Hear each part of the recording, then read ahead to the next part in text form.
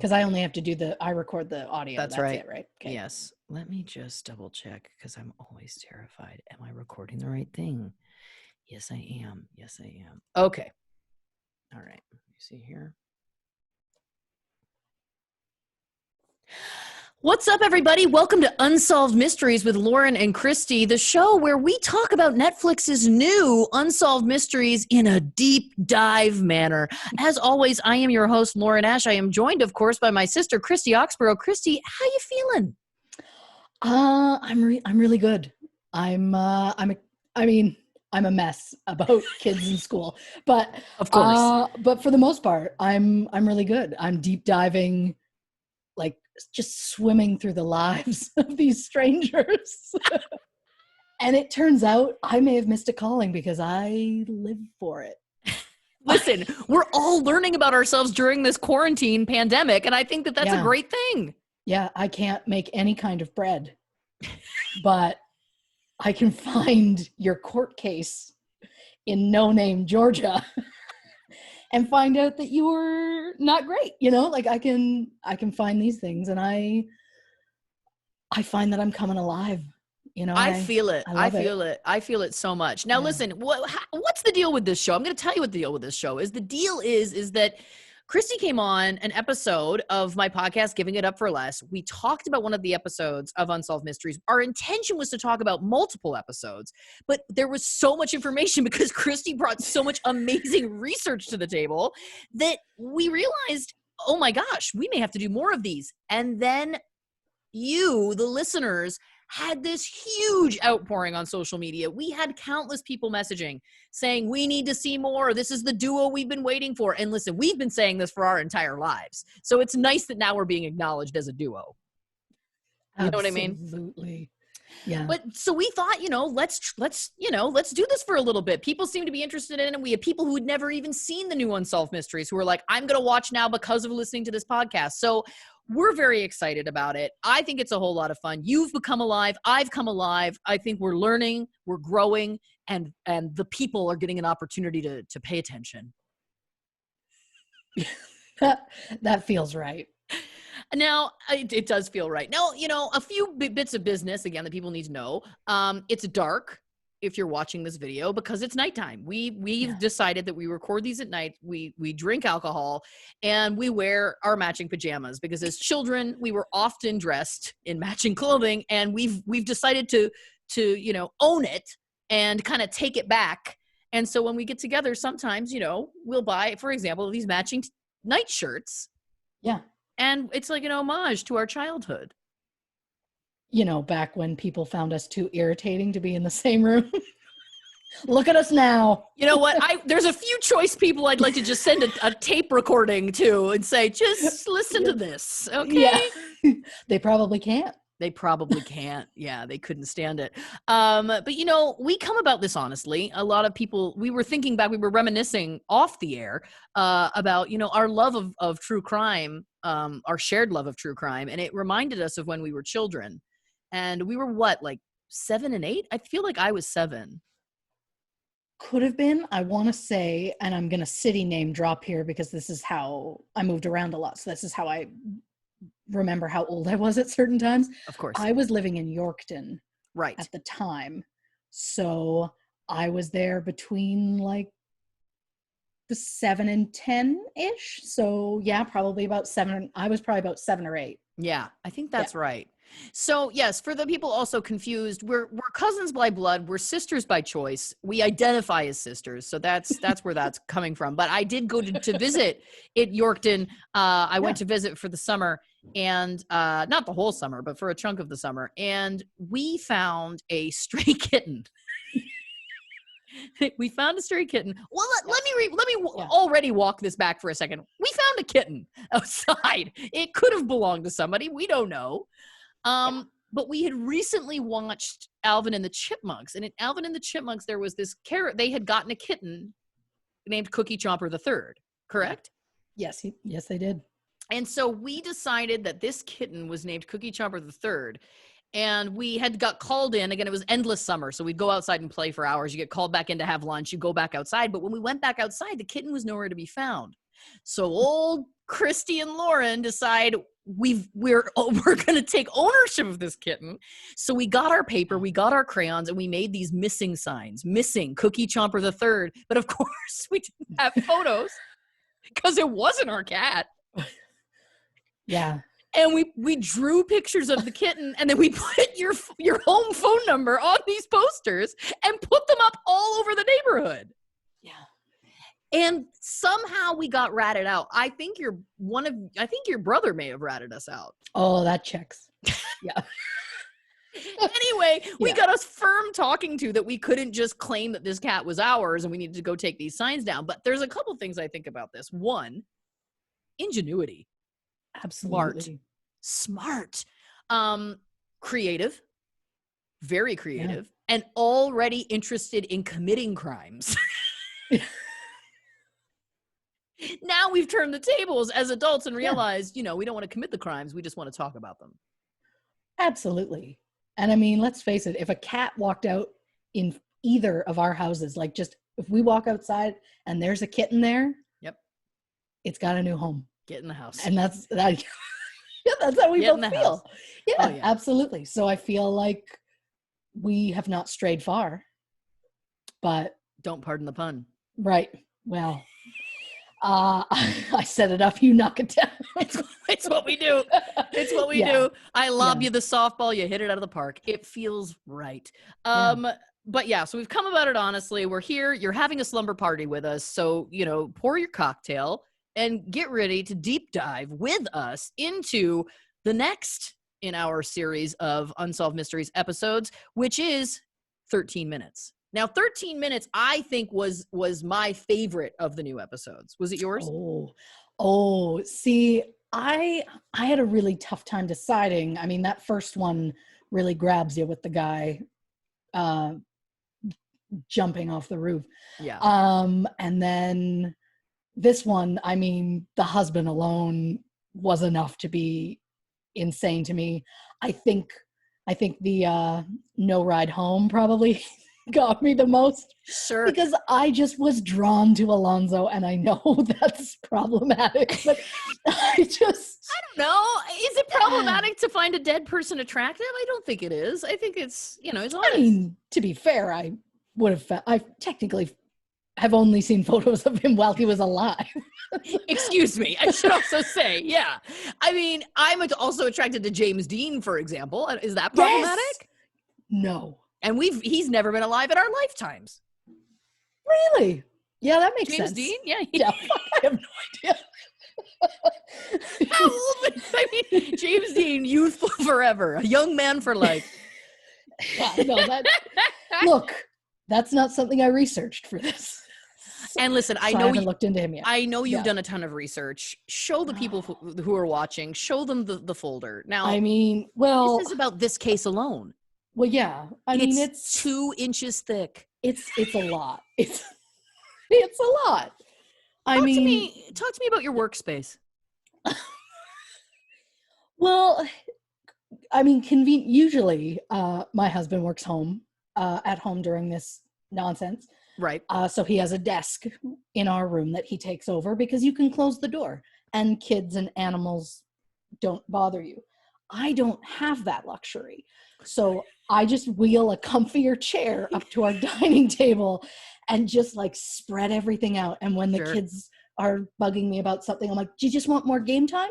Do you want more game time? Because we used to have a set amount of hours we'd get to let them play. But that's gone out the window, obviously. I think it has for most families. Well, yeah, but especially now where I'm just like, Mommy's got a case. You need to go. And so for while we record, I'm doing my best. I've taken over the desk from the bedroom. Right. I worried the first time I had a lot of paper shuffling around. Right. So I've now just taped all my paper around the wall. So I feel like a little bit like a crazy person.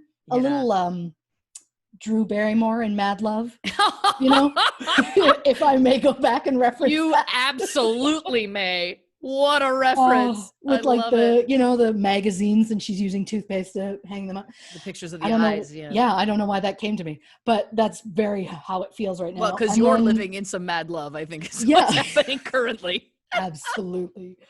I mean, I needed extra space, so I've got a drawer pulled out with a cutting board so I could have a higher shelf, like extra desk space, so that I can have all my files that I need to read, because that file is my main file. Of course.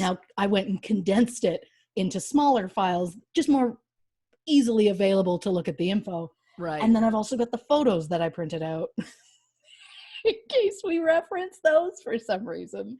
What I like is that you're so prepared for anything. And some would say, hey, why don't you guys sit down and beat out exactly what you're going to talk about so you can have all those things ready. And that's just not how this show rolls.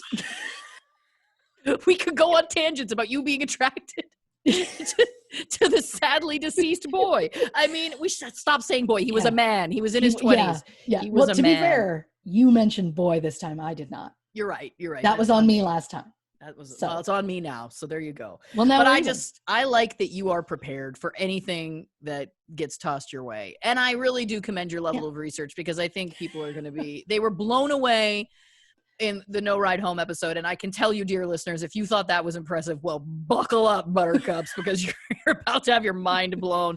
I think we just got to get into it, because I'm so excited to hear, because there's some things that you've shared with me, and there's some things that are surprises to me. And that's what really, this is like, I'm getting a life experience here. I feel like I'm in an escape room. I'm in my own escape room. And I know some of the info, but I'm going to get clues from you. Well, yeah, because I mean, really, you mentioned this to me. You were like, hey, do you want to do this? And I was like, well, if I'm going to do it, I need to do it right. That includes things like budgets for books. Yeah. Oh, God. And I mean, just like a little background check. Sure. And like, I can't stop. And so and after last time, I really felt I had my Dr. Eric Mitchell reveal, which I was really proud of. And then this time I was like, well, shit, I don't have one. There's got to be something somewhere. And so I kind of tossed my first file and just dug down deeper for the next group. And it just, this case just keeps giving. Like, it's just, I have a paper that specifically is just called Lingering Questions. Because there's so many things that I'm like, okay, but what about this? And so my dream is that there are police in Georgia, or specifically maybe the GBI, I believe they are, who are listening to this with a little notepad, ready to see what I bring to the table. And if there's something that they write down and I give them their Oprah aha moment, that's great. Look, some would say that branches of the FBI are listening to everything we do all the time. So I feel like, hopefully somebody's like, Clarence, I've got something for you. I don't know if anyone there is. Well, then, like, let's just say I did get all this information legally. Yeah. Yes, let's make that very clear. We've broken no laws. We are not cookie chompering this podcast, okay? Oh, absolutely not. No. We learned our lessons, damn it. Okay, so for people who aren't familiar with this episode, very quickly, 13 Minutes is a story about the very tragic killing of Patrice Endress. Am I saying that right? I believe so. I've heard multiple people say it, and so... just what an idiot. Don't pretend like you don't know. I'm coming to you because I know you know the answers to these things. I have to appear humble. It's my brand. Oh, I'm sorry. I didn't know that in this duo you were the humble one. I think that's pretty obvious. Oh, my favorite was when I took her to Disneyland for her birthday one year, and we went for 3 days, and like on her birthday she got a pin that said it was her birthday, and then the next day she's like, I think I might wear the pin again. And I was like, yeah, do it. Like, nobody knows, nobody's gonna card you. And then the third day she doesn't put the birthday pin on, and I said, oh, you weren't gonna put the pin on it? And she goes, today I just want to feel like a normal person. Because when you go to Disneyland and people, the workers see that it's your birthday, they all wish you a happy birthday. And you would maybe, you'd had your fill of the attention, which is what I liked.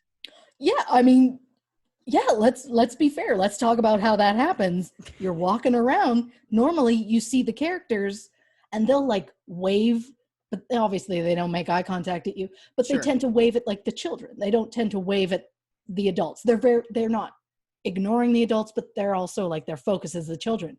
Right. But when you got that pin, it's like you're the queen. And they are just like, they're like finger gun and like high fives. And they're just back when you could high five. Yeah. And just, well, I guess they wear gloves, so it's okay either way, but not the point. But yeah, they're just always like, they just want to make sure that you feel really special. And so well done, Disney. I did. And then just wanted to be me. Sometimes the queen takes off her crown. You know what I mean? Yeah. You gotta take off your crown to take a bath, right? Yeah. I don't understand that metaphor I just made. No. Anyway, okay. So Patrice Endress, a very tragic, obviously, tale. She was a hairdresser. She was a mother. She was a very beloved member of the community in the town that she was living in, right? And they kind of talk about that in the episode of the show, that everybody loved Patrice, that she was super bubbly and outgoing, and people loved talking to her, and people would go to her hair salon just to like hang out or chat or whatever. And she was just kind of was a very beloved character in this community from the way they were painting it in the episode of the show. Oh, absolutely. And I mean, and the book that one of the books that I read for this week's homework, it was talking to her sister who was in the episode. Right. And she was just saying how everybody loved her. And she was always smiling, always happy. And there wasn't anybody that seemed to have anything negative to say about her. Yeah. I mean, obviously I did not interview people myself. Of course. I thought about it. But I also felt it might get uncomfortable. Like, how do you start that Facebook message, you know? I mean, I had to dial it back for the sake of my sanity, because I'm like, sure. what would I say? Like, my God. But I was just... My name is Christy Oxborough from the hit podcast Unsolved Mysteries with Lauren and Christy. That might be your opener. Well, and here's my resume. At the top, you'll see Cookie Chomper III. Case solved. Yeah.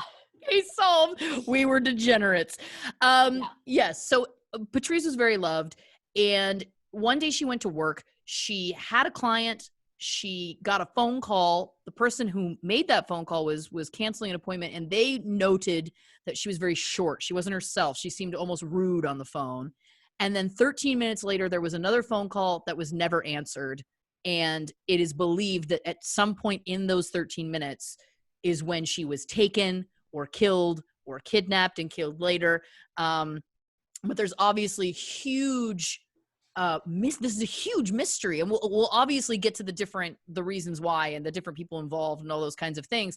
But the kind of basics that you need to know for us to go forward is she was remarried to, or I don't even know, she wasn't married to her son's father, right? They were never not. No, yeah. I never found a marriage license. And I know you looked. So she was married to a man named Rob Endress, and she had a son whose name was Pistol. Now, again, this was a nickname that was not his given name, and Christy did confirm that for me, which I appreciate. I did. But basically, the big kind of details you need to know are what I just told you. And she had this husband named Rob, who Pistol says for the first year of their relationship, he was great. And then he totally changed. He became mean, especially to Pistol. And in the show, Rob was very openly making terrible comments about Pistol, who was a teenage boy, who was a young boy at the beginning of their relationship, saying he just hated him, he didn't like him, all of these things. Yeah. And there was other people, like I believe Patrice's sister also commented that there was some tension between Patrice and Rob, closer to when she went missing, and then of course was found later dead. She was missing for, I think, was it 600 days before her body was found? It was, yeah. December 2005, they found her. Right. Yeah. So there's lots for us to dig into. I think we'll kind of fill in the blanks again for people who aren't familiar as we go, but those are kind of the broad strokes. And I know that you've got lots of info for me. So the first thing, of course, is the witnesses. So there was 2 separate witnesses. You can jump in and correct me if I'm saying anything incorrect. 2 separate witnesses. Oh, already she's jumping in. Okay, great. I hand over the conch. Look, I hand over the conch. I love that you're like, interrupt me, and then there's still that, you know, Canadian soul that was like, oh no, she's fine. I mean, yes, the show showed 2 witnesses. What we don't know is there was a 3rd witness. What? Yes. So we had the first witness. I'm just checking my notes that I've, taped in my weird space. So the first witness, which I had to look on Google Map to try and figure out which direction she was going. She was driving east. The fact that you know this is amazing. Past the salon. Okay. She sees Patrice's car, which is normally parked to the side, parked in the front, like parallel to the salon. She sees a blue car parked kind of nose to nose with hers. And she sees 2 women, hands on each other, like maybe one had fallen and one was helping one up or something. Right. And the salon door was open. And then she kept going. That right away, I'm like, why'd you keep going? Right. You know, like that was my thing, is like, if you knew Patrice and you were like, what's going on there? What made you keep going? But maybe she had things to do, but this isn't on her. Right. Right. And then the police had a second witness who was driving west past the salon. Yeah. He sees Patrice's car parked parallel. He sees a blue car, and then he sees a woman and a man. And that was about it. And I mean, I think he saw from behind. So, I mean, really could go either way. You never know. Sure. But they didn't mention on the show, there was a 3rd witness named Michelle Grant. She said she was driving past the salon. The problem is I haven't found a good time. Like, I haven't found a specific time where it says she gave this witness statement. But I did find, she said she was driving past. She saw a fairly late model white Chevy van. She saw, it was nose to nose with Patrice's car. She saw a white male in his mid-30s, brown hair, brown eyes, which, how can she know his eye color from a car? Come on. I don't think so. That's bullshit. But okay, fine. Yeah. Medium height, medium weight, which also feels very like, oh yeah, like she just went, oh, it's medium, I guess. Dark sweatshirt, sweatpants, camouflage hat, mustache. And she saw this, and the cops were like, this is great. She worked with a sketch artist. They made a sketch of the man who I have. Of course you do. Of course you do. So they have this guy. Right. That they're like, this is the guy. And so they posted his picture throughout most of like northern Georgia, just like hardcore trying to find this guy, try to find the van, all of that. And so they put all of their search efforts into finding this guy, finding this van, figuring this out. And then the police got a tip that she was lying. So they confronted her, and she admitted she in fact was lying. She got charged with issuing a false statement, which according to Georgian law, you can serve like 5 years in prison for that. From what I can understand, based on her court records, which I obtained legally, she got 1,000 hours of community service and 5 years probation. Whoa. But she could have totally done jail time.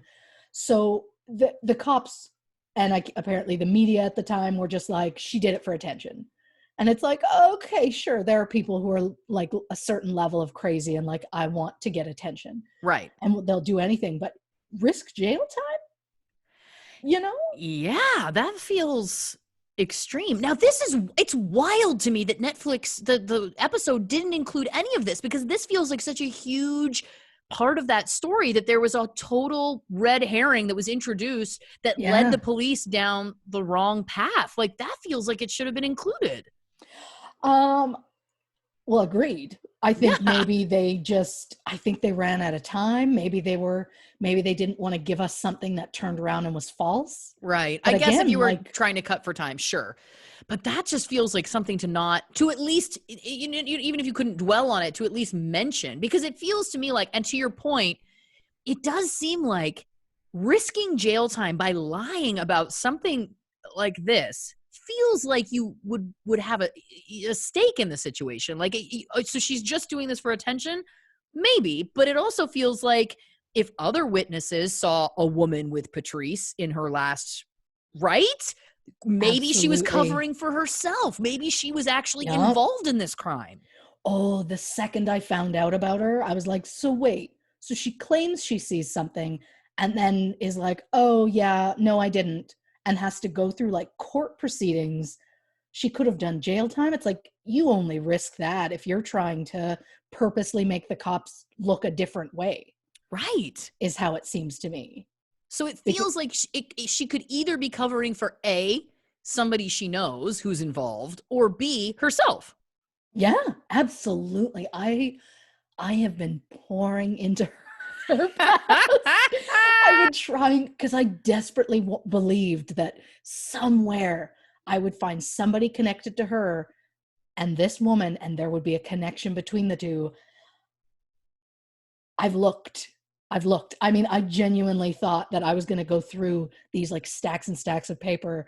And at one point, I was going to find a person they had in common, and I was going to go full like Jeff Daniels in Speed and like, we got our scumbag, you know. I really believed that was going to happen. Yeah, of course. And look, I can't beat myself up for this. The cops have had this for 16 years and they haven't solved it. What could I do in 2 weeks? But That being said, I didn't stop trying. I mean, my God. and I think that it's the tenacity that people are really responding to, and I'm responding to.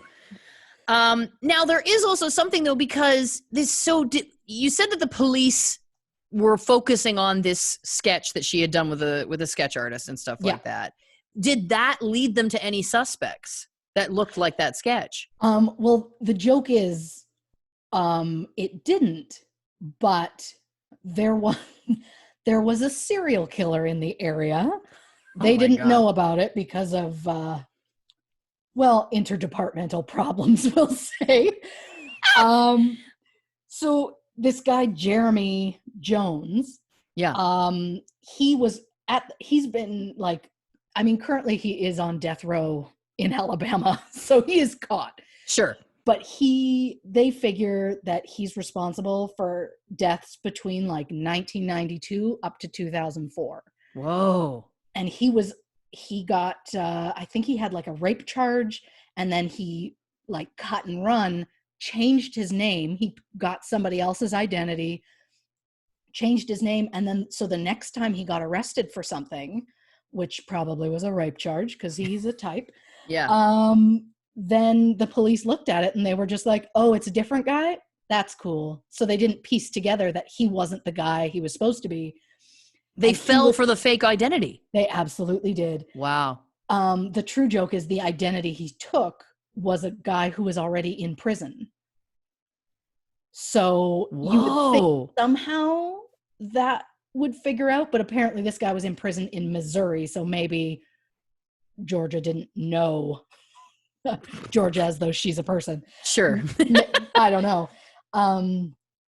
But this guy, I mean, good God, he did horrific things. He ended up getting caught because he was just a full dummy. I mean, at the time that Patrice went missing in March, well, she went missing in April of 2004, but in March 2004, he was living in Douglasville with a girlfriend who I've also researched. She wasn't as easy to find. Right. But she was there. They were living in Douglasville, which was not very far from where Patrice was at the time. And then like a few months later, I think he ends up in prison in like June. He spent a week in county jail because they arrested him for something smaller, not realizing who they had. And then he goes over to Alabama. He horrifically kills this poor woman who he ends up getting caught and charged for. Right. And when they catch him, he was like, well, while I'm here, and then just confesses to 13 murders across like 6 different states. Whoa. One of which he confessed to Patrice's murder. He's like, I was bored, I was driving around, I got lost, saw the salon, went in for directions. No man is gonna be like, I genuinely need directions. Yeah, come on. Let's go to that hair salon to look for directions. It's like, if they're gonna ask, maybe a gas station, maybe not a hair salon. So it's like, I don't know about that. So he claims she was alone, she was eating lunch, she was his type, as he says, which all of the victims that they have officially pinned on him, well, that sounds like he didn't actually do it. All of the ones they have proven that he has killed are all the same, like very bright, smiley brunette.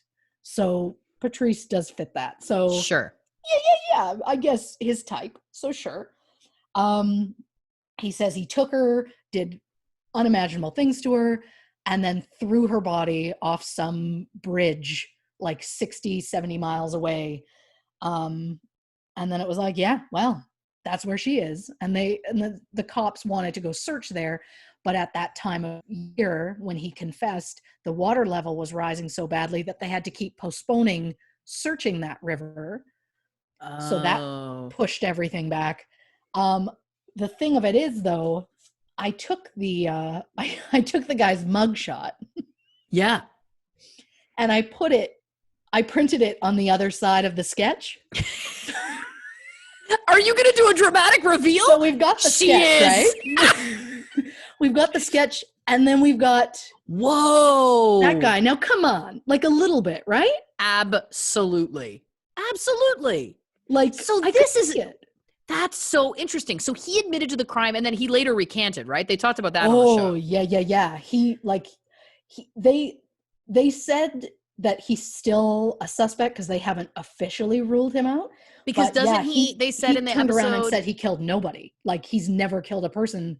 But like, he did. At one point, they found him with like a girl's blood on him. And so it's like, so you obviously did kill this girl, and he's on death row for it and all of that. But what's interesting to me is that he admitted to it and then he recanted later. And I knew they said that in the show. But again, it's interesting to me that they've left out this detail of this false witness, because her sketch drawing, it looks exactly like this dude, which makes me wonder, does she know him? Was there a connection there? I know. This is the tough thing. I tried to really like look into him, and I've looked into him mostly through various like murderpedia sites, which are a thing. Sure. I'm learning, but of course I'm gonna be old hat at it before you know it. Of course. There was a book that I read specifically that I downloaded. I paid for some ebook. I'm gonna specifically let people know I did pay for this book. And I will reimburse you for that. I would appreciate that. Of course, save your receipts. Yeah, of course. This book. Okay, look, I'm just gonna say it like it is. This book was a mess. I'm not an author. Sure. But this particular book called Bloodlust, Killing Was His Pleasure by Sheila Johnson. The colon statement. Right. Well, it specifically is following this Jeremy Jones, and it mentions Patrice in there multiple times. So that was my whole thing, is I wanted to read what info she had on the case that hadn't been told before. Right. The problem is it jumps around a lot and it repeats itself a lot. Oh dear. And it's just not what you would call well written. It's like, it makes open mistakes 4 sentences apart. Like it contradicts itself, and then it's like, oh wait, but you just said wait, what? And it's it was a tough read. It was a tough read, but not for reasons you would think. Of course. I mean, at one point she said she exchanged letters with Jeremy Jones, the killer, because she wanted to see his side, to be able to have like a neutral sort of perspective, I suppose. Right. And he was like, "Oh, you're writing about me. I want to see a rough draft before you publish it." She responds, quote, "There's no such thing as a rough draft when I wrote." Well, it shows.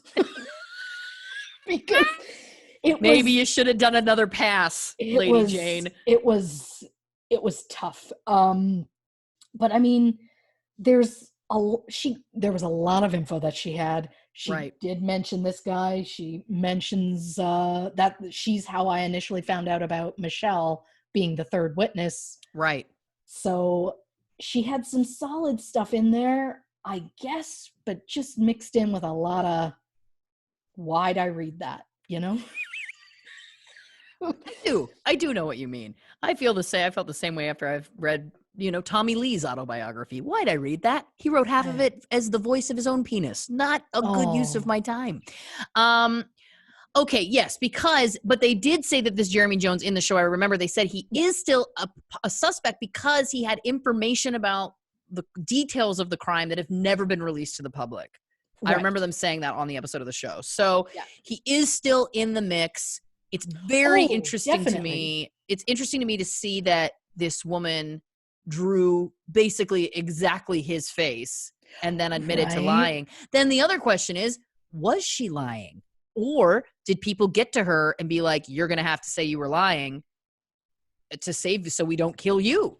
Is that possible? Are the other witnesses the liars? I mean, who knows? Yeah, I mean, I tried to really do a good hard background check on him, but he doesn't come up nicely. Like it just, you can't find them on your basic pages. And so I had to go on stuff like this book and various murder sites and whatever. Right. One thing, when he went in custody, they found out he had a storage unit. All that was in it were pictures of all these women who at first were unidentified. They've since identified all these women. They are all alive, but it's a very obvious, like, it was probably like future victims because they were all brunette, all very smiley, all that kind of thing. Some of them knew him personally.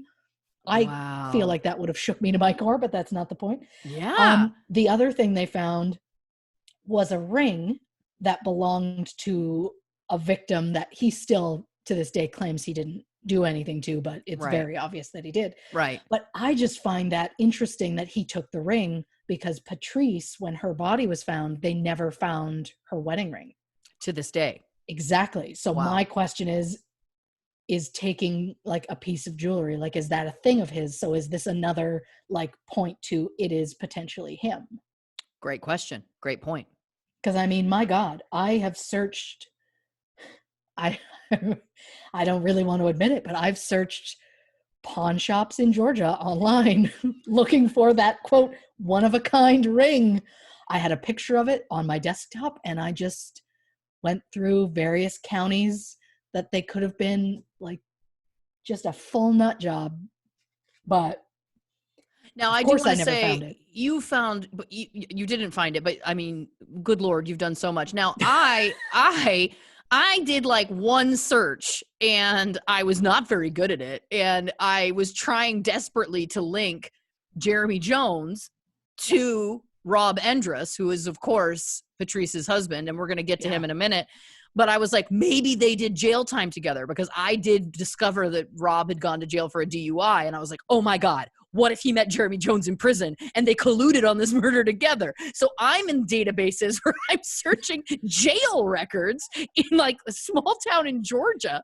And it is those moments that you look at yourself and you go, what are we doing with our lives? We should be full-time detectives, is my point. Absolutely. And like, we've been talking a lot the past couple of weeks that it's like, if we could just get access to a police computer where we would have access to all this information, maybe we really could, build an even stronger case. That's all I need. I need just like 20 minutes. I want everybody who's owned a blue car, because the two people who saw a blue car were as the guy on the show said, independent of each other. Right. So there had to have been a blue car there. So I want everybody in the state of Georgia who had a blue car of those types of make and model, I want to read through page after page. I want that list so bad. You're looking for your scumbag! Thank you for bringing that back. You're very welcome. Yeah, that is one of my favorite parts in that movie. It is mine too, of course it is. But I desperately wanted it. And that's what I feel like I needed to crack the case. But I, of course, didn't have it. I didn't even have the proper microfiche. I had to go on newspaper websites, which wasn't as much fun. The statement, I didn't have the proper microfiche, is amazing.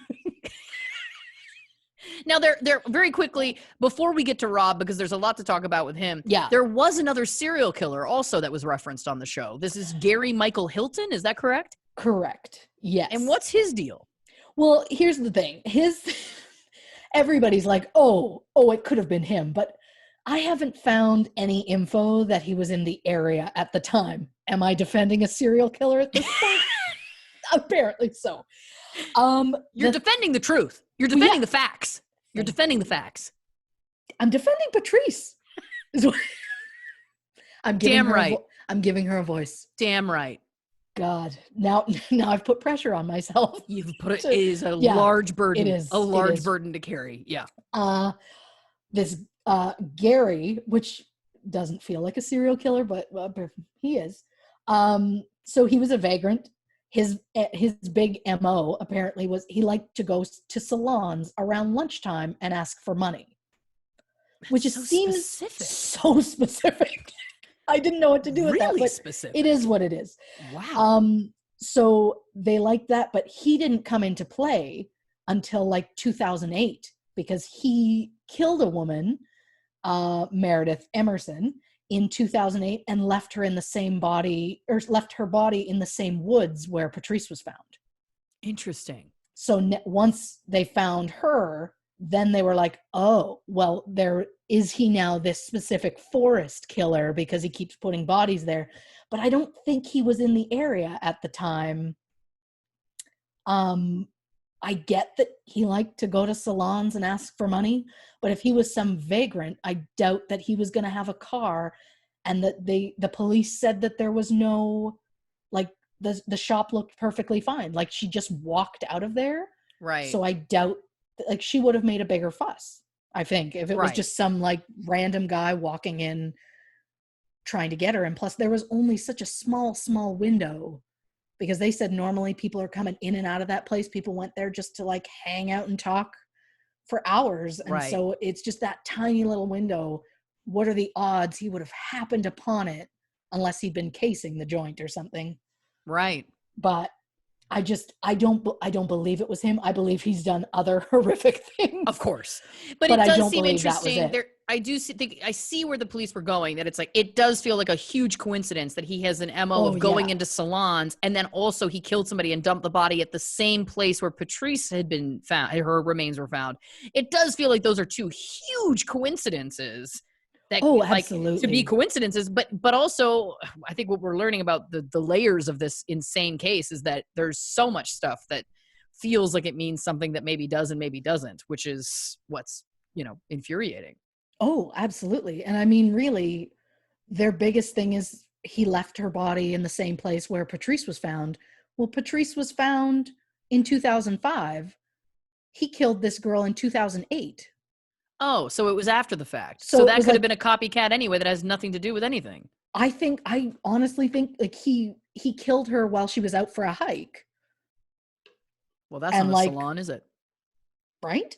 And so he basically killed her and then dumped her body in a place where it was convenient because she was hiking up in I want to say mountains. Are there mountains in Georgia? I didn't do that research. Oh, we're Canadian. We don't know that kind of detail about American geography. Let's say hills. She was hiking in the hills. Okay. In and around this forest, and that's where he grabbed her and left her there. So I just feel like, yes, he's guilty, but not of this. Yeah. It sounds like that's probably the case. Yeah. Okay, so other questions I have for you. There was in the show, there was a gentleman who had gotten his hair cut that morning, and then he left before she got the phone call that she answered, and then the other one. Now, my question is, who's that guy? How did he get? What was his alibi? Do you have any of this information? Did he drive a blue car? You know, these are the questions that I have. I desperately. I mean, it turns out maybe I don't need a police computer. I need like the DMV. So it could be easier to access. But that was Paul Cantor. Thank you. I love, again, none of this is planned. I love that I was just like, if I pull this out, will she have the answer? The answer is yes, she will. Yes, she will. Well, because he was technically, as far as we know, the last person to see her alive. Right. And that's usually, I feel like looking into Paul's life. Yeah. I mean, I wanted to see if there was somebody, because he shows up, he shows up at 11:10 and he says he left at 11:27. He's an older guy. Guy haircuts don't take that long anyway. He was probably a quick trim out, whatever. And the police said he received a phone call as he was leaving. They checked phone records, which would also be nice to get a hold of. And absolutely. He said it checks out. He did receive a call, whatever. So they think he's fine. I tried to find any sort of connection to him and Jeremy Jones, because I'm still convinced Jeremy Jones is part of it. Because it's just so, like, she absolutely was his type. He was right there at the time. I just truly believe he was part of it. And to so quickly admit to it and then just be like, oh, no, I didn't. Like, he took this potential other woman that did describe him exactly. Maybe he wasn't a witness that was seen there, but maybe she knew he had something to do with it. So she made up that story and described him.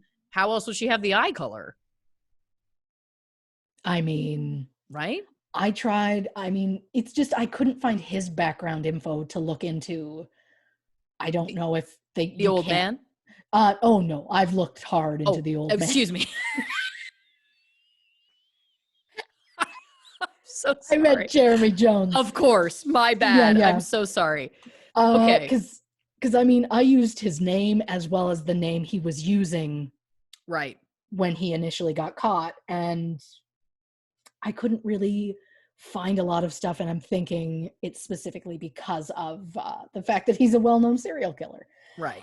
However, he did have a girlfriend at the time. Right. And so I've looked into her, and I'm trying to see if I can find anybody that connects to her, because I assume then that automatically would connect them to Jeremy Jones. Feel like trying to find a connection between her and Michelle Grant, the false witness. There could be, I feel like that's a lead. I tried. And I wonder if excusez-moi. I wonder if any police people are listening to this going, we know, Lauren, we've tried it. You know what I mean? But listen, I feel like they're saying that about anything I've said. And well, we've got to ask the questions. Why? Because again, if we don't, who will? Well, the answer is other concerned citizens, but but not in the same way or the same level of research that you've done. Exactly. Yeah. All right. So do you think the old man who had his hair cut that morning, you do believe he's telling the truth, that he had nothing to do with it? Because just because he got a phone call as he was leaving, I don't think that proves anything. What was his actual whereabouts during that time? Well, that's the thing. I don't know about that. All I know is, assuming that he went home, again, if I could just, 30 minutes with a police computer, just to I want to see phone records. I want to see I want to look at vehicles. I want to look if they need to give me a heads up if I get this time, so I can have a list of things that I want to look at, so I don't waste a second of it, because I just want to get into it. He had no connection whatsoever to anybody in Patrice's life. I've checked Patrice. Oh my God. I checked Patrice. I checked her son. Her son was 15 at the time. Right. A little Marky Mark, if I may. I don't know why I felt the need to go there. But for the sake of fairness. Yeah. I looked into everybody. And that's because you're a good detective. everybody. I looked into Patrice, her son, her son's father, her husband's family, the old guy getting the haircut, or as I just called him, the last client to see her alive, very dramatically. Anybody who's ever shared an address with her, I checked into them. I checked into the false witness, Jeremy Jones' ex-girlfriend, because I hope they're not still together. Yeah. I mean, you never know. You never know. But if they are together, I want to send her a message, which is you can do better. Aim higher. Oh, You're deserving of love. All right. I think we got to talk about Rob Endress, because he is really the part of this episode that is the most compelling. And I know that you found a lot of information. He, of course, again, for people who haven't seen the episode, he does not come off in the episode like a traditionally normal human. And I say that in that there was things that he said that just kind of make you like a little alarm bells go off. And then he says some things that bigger alarm bells go off, and then even bigger alarm bells go off. So just very quickly, again, for some backstory, the day that she went missing, he had the locks changed either that day or by the next morning. So she was missing and her son could not get back into the house. And he said, because, oh, well, there was a crime and I didn't know if they'd come for me or something. That felt weird. Absolutely. He talked about how their relationship was perfect, yet multiple other people said that they had massive problems, that Patrice wasn't happy.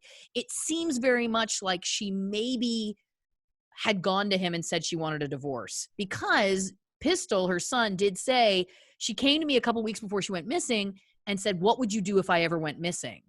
And I was like, no. And listen, you can speak to this as a mother, but I feel like the only way a mother would say that to her child is if she was genuinely in fear. You don't just randomly go, hey, let's play a fun game. What would you do if mommy died? Like, I just don't feel like that's right. And she didn't seem the type. No, everything that I'd read about the two of them seemed that like that was her child was her world. Right. And so, I mean, I've read a lot. Again, it goes back to that terrible book. I'm so sorry, Sheila. Where they talked to the sister, and the sister was like, Patrice never went on vacation with the two of them together. She either went on vacation with Rob or she went on vacation with Pistol. Never the two of them together, because they didn't get along. Right. Pistol was about 8 or 9 when they got married. And then they were married for the 8 years before she went missing. Right. But he is... Yeah. Well, again, and very quickly, again, he does talk about on the show, he does talk about that when they found her remains, he asked the funeral parlor to lay out her bones so he could see her one last time. And then he talks about going in, picking up her skull, kissing it, walking around with it. And then he made a comment about like, that was the last time I saw her even close to being intact. Which is like, who would say that? Somebody who's trying to pass a polygraph. Thank you very much. Yeah. And then exactly. And then the other thing that he alluded to was that after that, he got her ashes and he slept with them every night, quote, hugging it like it was a teddy bear. Yeah. And then he made a comment about like, well, I have her now, and that means everything's okay. So there was just I think most viewers who watched the show definitely said he was creepy. There was something off about him. And that's why I know I'm excited to hear what you have to tell me about him. We need to pause really quickly because my computer's about to die. Okay, so where to even begin with this guy? Because again, I know we've got a lot to get through. So you tell me, where are we starting? Well, here's the thing. When Rob and Patrice met, he was like 50 years old. And she was what, 30? She was a vibrant 30-year-old.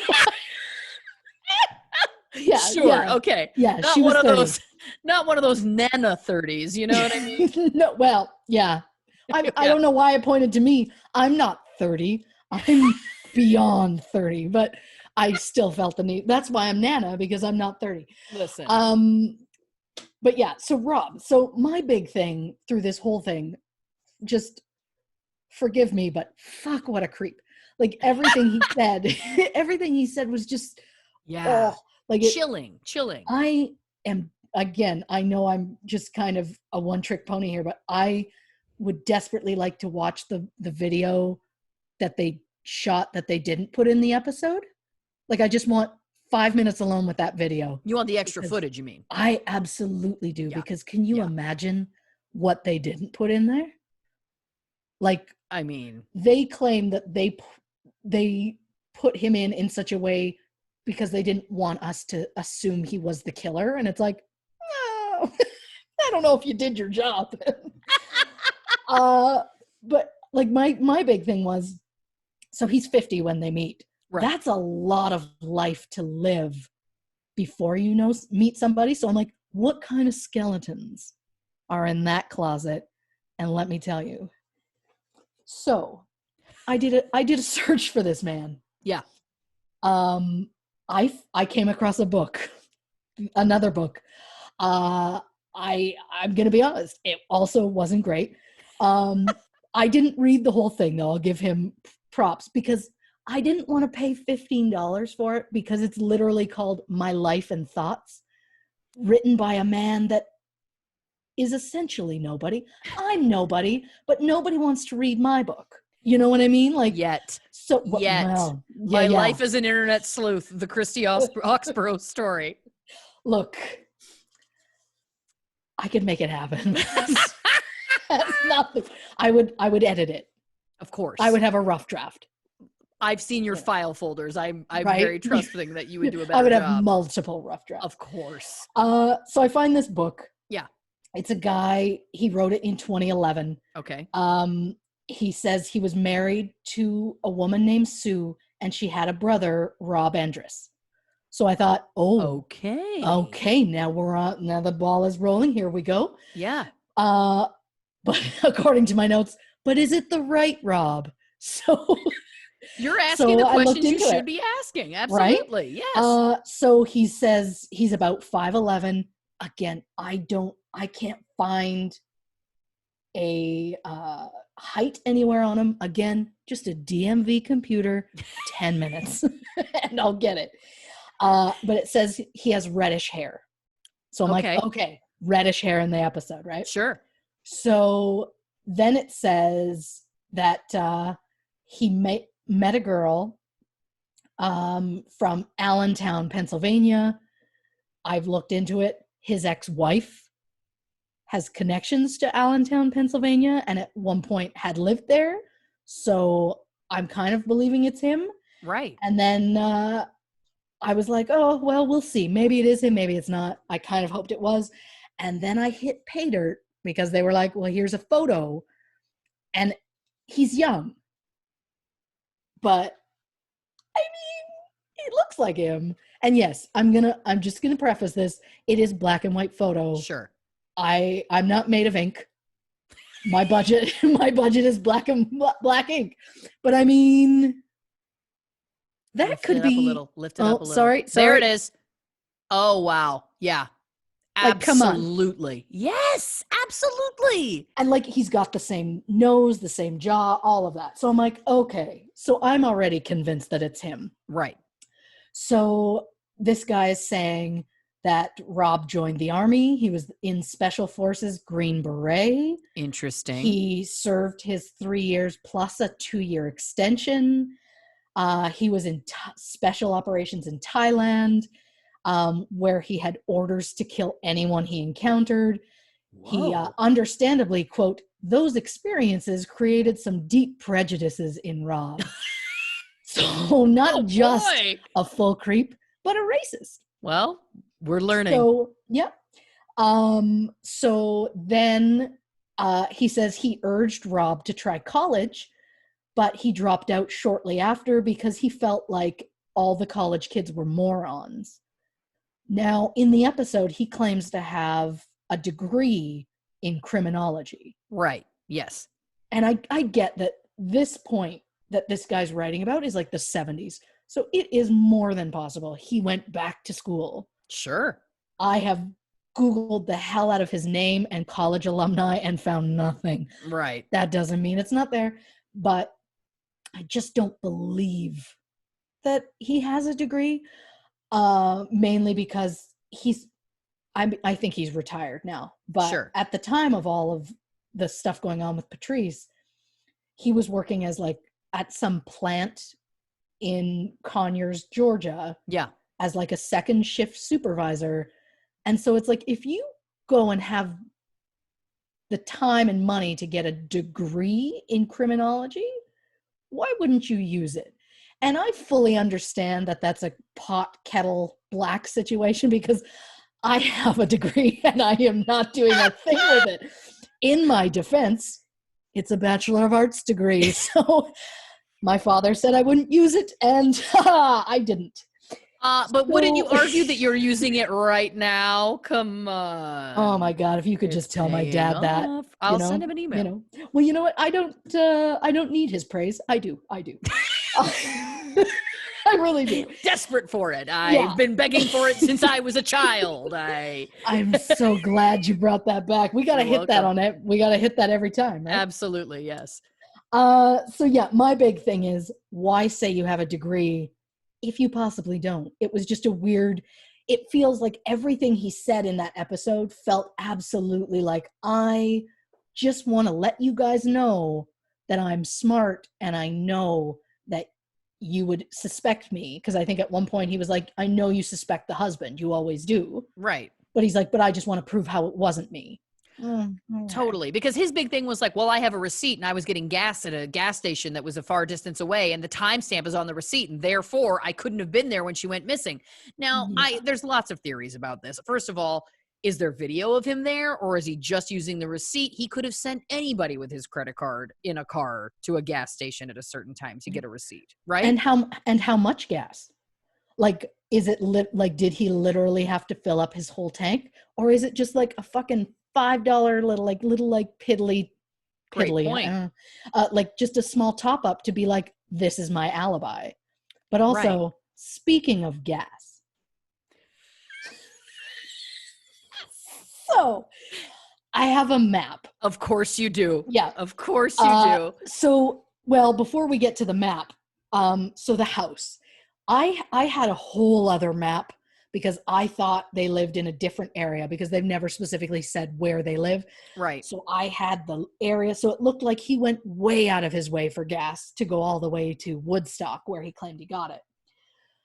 So looking into this, I found an address linked to Patrice at the time of her death in this Woodstock, the area where he claims he got gas. Right. So I Google mapped it, because I do. And again, black and white.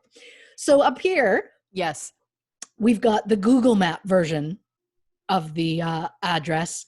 And below, we have the episode, the house that they showed in the actual show. And that's the same house. It's the same house. Yeah. So now that I know where they live, I can I can put it into Google Map. Right. So this is their house. Okay.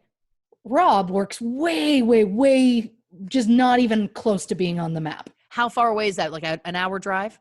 Probably. Okay. Yeah. Now, the real joke is, all of these spots are all of the gas stations in the area. Oh my God. Now, I want to know, which one did he go to? Because there's two literally on his way to work, on his way going down to work. Right. But I'm thinking he went to one of these just to be a real dick and have an alibi. Well, and the police said in the episode, they said that, he's not, the alibi doesn't fully get him off, because the timing does not add up. Like, he could have still had time to go and get gas, go and get her at work, essentially take her home, kill her, and then he could still get to work on time, because he then clocked in at work, which is the other part of his alibi. But the whole point was, there was a chunk of time between the time on the gas station receipt and the time he clocked in at work, that it's like, well, all of that time is still not accounted for. So yeah, like I truly believe that there has to be some sort of way, like he could have easily either got gas himself or Right. got somebody else to get it, Right. get up to her where she works, which was about a 30-ish minute drive from where he was getting gas, which he could have got gas from any of those places. So I'm well aware that some of those didn't probably exist in 2004. Sure. But I mean, come on. I didn't Yeah. have the time to look up the opening date of each of them, but you know what? I would if have. you'd had another couple days, I know that would have been your right? first priority. I get it. Yeah. But yes, so that is interesting. So you found this book. We're sure that it's him. He has this I'm Green convinced of Beret it. pass. Yes. Obviously, then he's been, he's seen a lot. He's gone through a lot. That can do something to a person. So that's a factor too. I mean, what else? What else do we have? So the house. You've learned a lot about the house, and I know that obviously our White Pages budget is through the roof at this point. I mean, it's a godsend. I know. I mean, very, very inclusive. Just so much information that you need to know. For our purposes, but I mean, it's a loose need. Yeah. Well, I mean, there's a lot of questionable things. Like they list addresses. Right. And they give you the time frame that they're at the address. However, a lot of them, it could very well be they just never told specific government people that they left that house. And so a lot of them, so much overlap, which is ridiculous. Like at one point, Rob and his ex-wife and Patrice all had the same address from like 1997 to 2003. Interesting. So, and it was after Rob's divorce, because they got divorced because, I went through those court proceedings. Of course. He got divorced in 95. And so him and Patrice would have got married probably around 97. So it's weird. So I assume he had shitty credit, to be honest. I think he had shitty credit. Well, he does have some judgments against him, doesn't he? Didn't he have judgments against him? He didn't pay taxes for a while there. Right. He's currently, he's had multiple money issues. He's currently declared bankruptcy, which I almost feel bad about saying out loud. Right. But maybe if he was a nicer person, I wouldn't say it. Well, he did treat Pistol pretty badly. Right? Yeah. Right. But that's interesting. The other thing, go ahead. Patrice, they list her as that address. The house is shown obviously on the show, so I'm going all based on that address.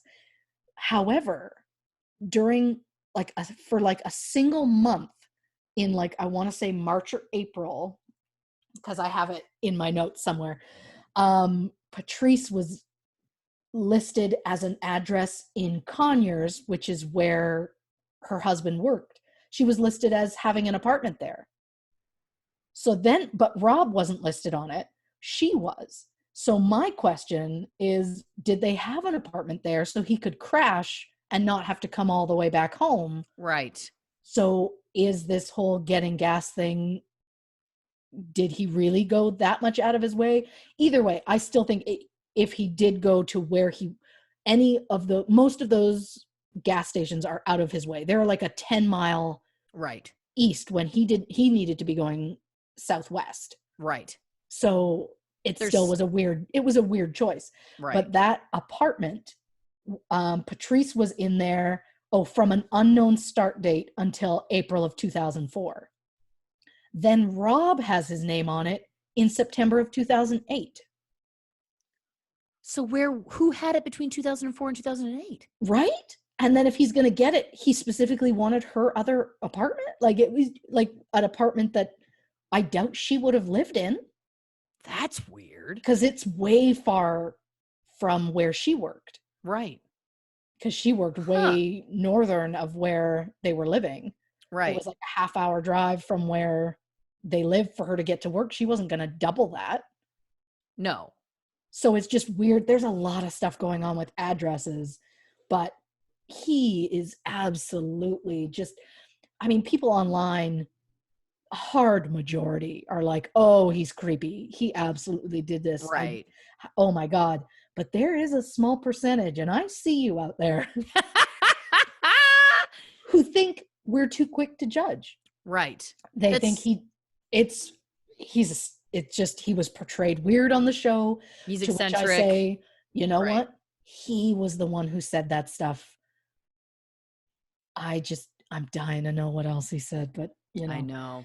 I know. But I mean, like, there were people who looked at his body language. They said he often crosses his arms, which is indicating being defensive. He, Right. at one point, extends his arms and interlocks his hands like he's trying to force himself to stay still so he doesn't give off any sort of body language or whatever. And when he makes statements, he closes his eyes and then opens them and then just like delivers them like he's delivering a script. Interesting. You know? So I think him and his criminology degree, I think he's about as degree as I am, and we both watched a lot of CSI. I think he knows what, like, the to do, not to do. Right. I'm totally convinced he's part of this. I don't know whether he took her or whether he had somebody do it for him, but like I just, as a wife. Yeah, I'm listening. I just, if something, God forbid, happened to my husband. Sure. And the police were like, we found his remains. Would you like to see them? I would be like, no. I don't want to see his bones. No. I don't want to touch his bones. Nope. I think this is the weirdest thing I've ever heard. The fact that he was so comfortable, just like, I want to pick up her skull. Yeah. I'm going to cradle it. I'm going to kiss it. It's like, that dude was only comfortable because he's touched them before. You know, like, fair enough. That level of comfort comes from someone who handles bones. Yeah, you know, it's such a weird thing to say. No. And the other thing, now listen, I noticed in the show, he was wearing a wedding ring. Now, is that Patrice's wedding ring or is he remarried? It is not. He has since the show, or not since the show, but he has since Patrice remarried. Wow. And good, because his credit is so bad, his wife had to buy the house. And that's fine. That's fine. Listen, that's their business. Absolutely. I just feel like, God, I don't know. This guy, also something else about him that they didn't mention on the episode, which this could be seen as kind of like, maybe I shouldn't bring it up, but this is what we're doing. Absolutely. With his first marriage, I say first marriage because I don't know for sure if he didn't have another one. The guy who wrote the book, who mentioned Rob being in Green Beret, he fell out of touch with Rob because this guy and his wife, who is supposedly Rob's sister, they got a divorce. Okay. And so in like the 70s, late 70s, so he hasn't seen Rob in decades. So the book, of course, does not mention Rob anytime recently. Right. Which is unfortunate. I looked. It's, of course. I was hoping for just like a nugget or something, but nothing. Of course. But one thing that they didn't mention on the show, which I was very surprised to find out, that in his marriage to this woman, before Patrice, he had a son. What? So. Okay, hold on a second. Yeah. Now, I've also looked into this son. So the son is born in 1982. Okay. So in 95, when they divorced, he was 13 years old. Okay. So assuming that because I think Rob and Patrice were married in about 97. Okay. So if they were together for like a year or so before they got married, imagine your parents divorcing when you're like 13, 14 years old, and then your dad goes and marries somebody who has a 7-year-old son. Ooh. There's got to be some anger there, right? Not to mention, the son and Rob only ever share an address once, and it's the house him and his wife got in like 1986, and he just never removed his name from. Right. but otherwise they never share an address, so it makes it seem like he never lived with him for any considerable period of time. Interesting. So I did a bit of a deep dive into the Sun, because of course you did. Because you know what? In my line of work, everybody's a suspect. Innocent until proven guilty, suspect until exonerated. I get it. Absolutely. So I'm going to check and see if this is my scumbag. Just going to keep bringing that one back. I love it. I love it. The thing is, he's currently like, he's a father, he's married, seems like he's got his stuff together, which is great. But around the time that Patrice went missing, he would have been 22 at the time. So, as far as I'm concerned, capable of anything. Because it's not like he's a child. Like, he could totally pull something off. So if he was angry enough, who knows? But he got arrested a few times. He's got stuff like speeding, DUIs, driving under the influence of drugs and alcohol, reckless driving. He also twice left the scene of an accident that involved an injury. Oh, geez. So there's a lot there. Again, you can only read so much of the info, just like a teaser, which is really rude. And also, you can be somebody who has had those things happen. That doesn't mean that you're a killer, but absolutely, this guy could be fine. Sure. It's just I've got to look at everybody. And he's been entangled with the law, is what I'm hearing. Absolutely. Yeah. And he lived close to where they were at the time when she went missing. At one point, at 3 separate points, he had to go to court because at 3 different addresses, the landlord took him to court because he refused to leave.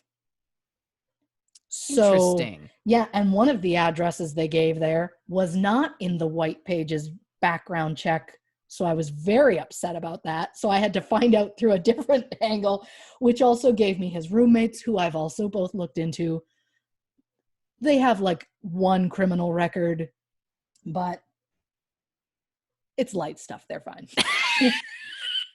I didn't find anything that connected them to Patrice or Jeremy Jones that I was trying to desperately connect people to, or even the fake witness that happened earlier.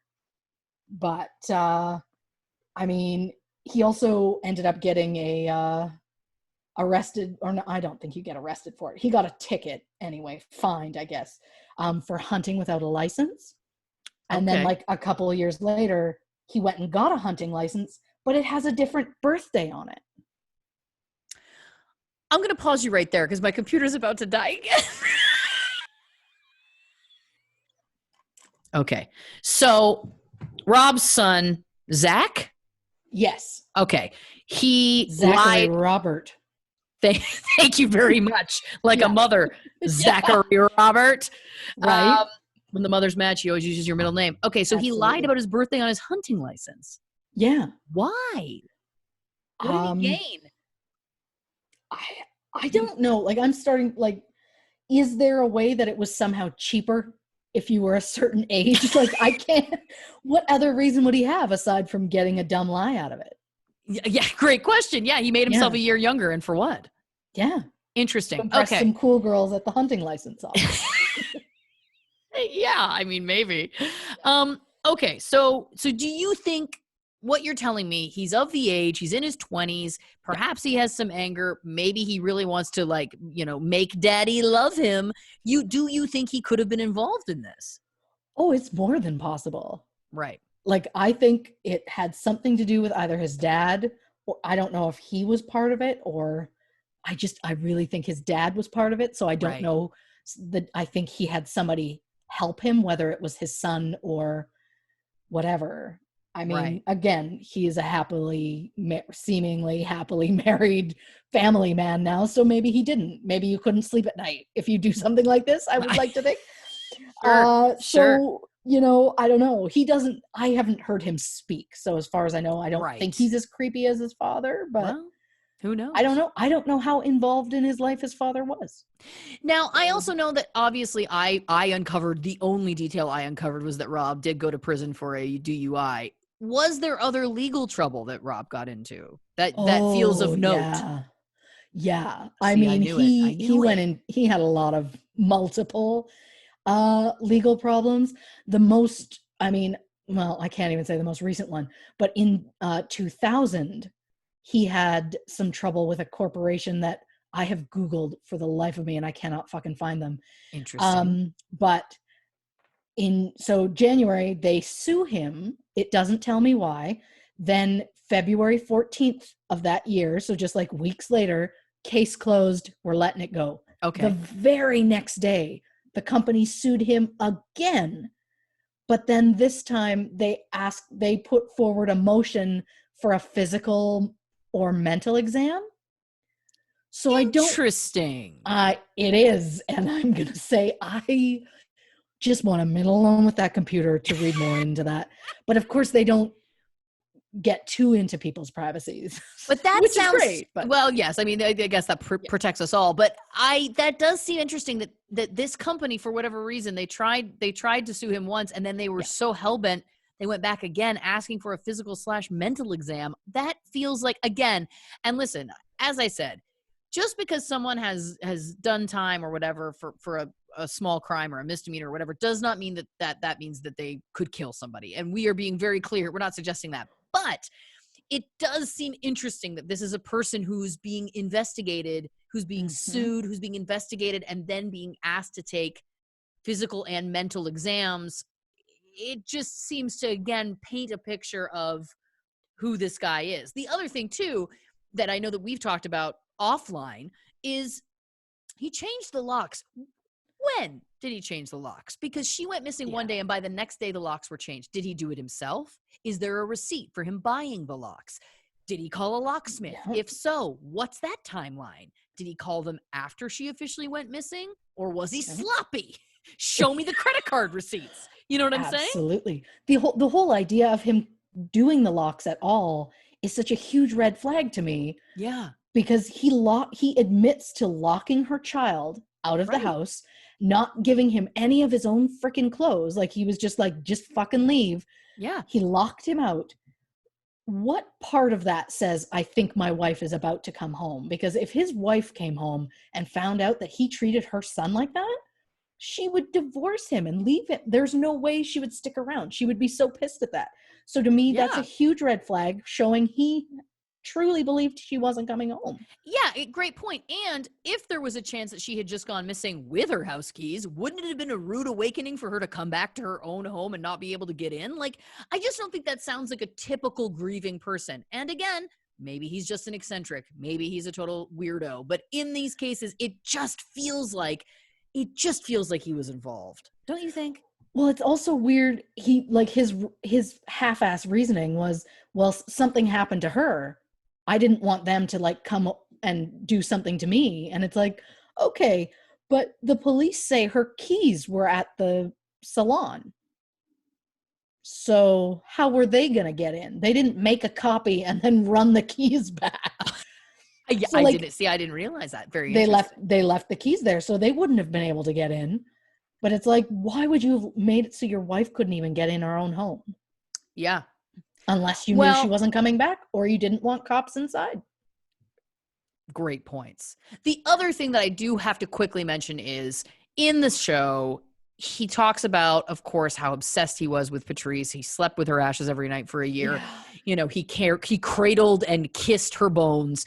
And then they're talking to him and he literally opens this like junk closet, and the box of her ashes is sitting on the floor like in a pile of tennis shoes, and it's not in a nice urn. It's in this dilapidated, beat up cardboard box, which he then pulls out. And he almost had this moment when he pulled out that bag of ashes that in my opinion seemed like titillated. Like he was just like, oh wow, I haven't looked at these in so long. Like it was just like this weird moment. But the bigger point being, I get it, you're remarried and I guess maybe your wife is jealous of your dead wife's ashes. I don't know. But point being, something doesn't add up to me that this person who was so in love and obsessed with this woman to the point that he would sleep with her ashes every night is now discarding them essentially into the bottom of a junk closet covered in like duffel bags and squash rackets he's never used. You know what I mean? Like it just painted a picture for me that I'm like, that's not a typical reaction or action for someone who has lost a loved one. No, I mean, that's absolutely not how you show love in any way. Like there's no affection there. You don't stick your dead wife's ashes at the bottom of the closet where the solo cups got a higher priority in the closet than the ashes. Like, yeah, it's so weird to me. Just every single thing he did was weird and a massive red flag, and just how possessive he was. And he even says, I was very protective of her and I have her, and that's good. And I'm keeping her ashes away. I'm not letting anybody have them, especially Pistol. And it's which like, is so sad too. That poor boy. Right? The son would care about them more than anybody else. So why not let him have them? Well, and especially considering they're being kept thrown in the bottom of a closet. It's very sad that this, well, now man is who's obviously been devastated his entire life by this loss, has not gotten any justice. And he also just doesn't have, a piece of his mother, which is so sad. Listen, it brings us to the point that we have to talk about what our final conclusions are, what our final theories are. Here's where I'm coming from. And then you tell me, because you have more information than me. I think Rob was involved. I think it was not a single person job. I think whether it was Jeremy Jones or not, the serial killer, I think he had to have somebody else, possibly more than one person involved. I think it's more than possible. When Patrice was on the phone and she seemed irritated, either Rob was there in person and she was freaking out, or a stranger was there in person and she was freaking out. I think that she could have been either killed. I guess they didn't seem to see that any proof that she had been killed in the salon. There was no proof of that. So no, but I think she could have been drugged. I think that she could have been put into a trunk of a car, perhaps Rob's car, and that could have allowed him to continue his timeline. He could have gone and got his gas or whatever. He could have got to work on time. He could have gotten her home, get her in the house, change the locks. And then God knows. He does make a reference in the episode that he's like, who knows? Someone who took her could have kept her and used her as their toy, which also felt like I was like, that's just not a way that especially a man would speak traditionally about their wife's final days. I don't think most men would want to think about their wife being, quote, used as a stranger's toy. So at the end of the day, I know that my theory does not really say a lot, but again, there's so much information that is all leading to dead ends. And I think at the end of the day, he's involved, but he certainly didn't do it alone. What about you? Look, I think your theory is amazing because same. I truly believe he's got to be part of it. He has to be. He's got to be. I fully agree. I think she was, whether he had help or something, she was drugged, put into a car, whether somebody did that for him, took her somewhere else, and then he met up later, brought her to the house. He changed the locks because he didn't want anybody in. Right. That comment you made about him saying that he doesn't know, maybe somebody used her as a toy, and then like later in the episode reference to using her as a teddy bear. Like, great point. Come on. That's so fucking creepy. Yeah. And I get that. I mean, he could be the nicest guy in the world, and maybe the show made him look a certain way, but they didn't make him say, I carried her bones around. Like, and it was the last time I saw her anywhere near intact. And like all of it, like I fully, he has to be some part of it. The cops admitted they have not ruled him out officially. But they just need something to, push it more towards, they just need that piece of evidence. And I find it insane that he's so clever enough that he isn't getting caught, and that's killing me. And I do not want years from now him to die and for them to be going through his stuff and find that ring and find out he's had it all along. Right. That's would piss me off. I want him in jail. I want Justice served. Of course. I want us to get our scumbag. On that note, listen, this has been a joy. Christy, your level of research is truly stunning. And I think that it's been amazing that you've done the work, you've shared it with the people, and I thank you, and I know that they thank you for it. I'm just honored that it's being acknowledged. Listen, I'm having such a grand time. There's nothing that I love more than discussing these things with you. And the fact that other people have responded and like listening to it is the real gift. We hope you enjoyed this episode. It has been a ball and a delight for us to do together. I hope you join us next week. Next week, we're going to talk about the House of Terror episode, which is the episode, of course, about the French, not royalty, but what would we call it? He was a count. He was a count. Okay, great. We're the French count who seemingly killed his entire family, buried them in the backyard, and then disappeared, ostensibly. So we're going to get into that one. We're going to get into some more cocktails. We're going to talk about the details of the episode, and we're going to have a laugh doing it. So thank you again for listening, and we'll see you next week. Bye, everybody. Did you want to say goodbye? No, I'm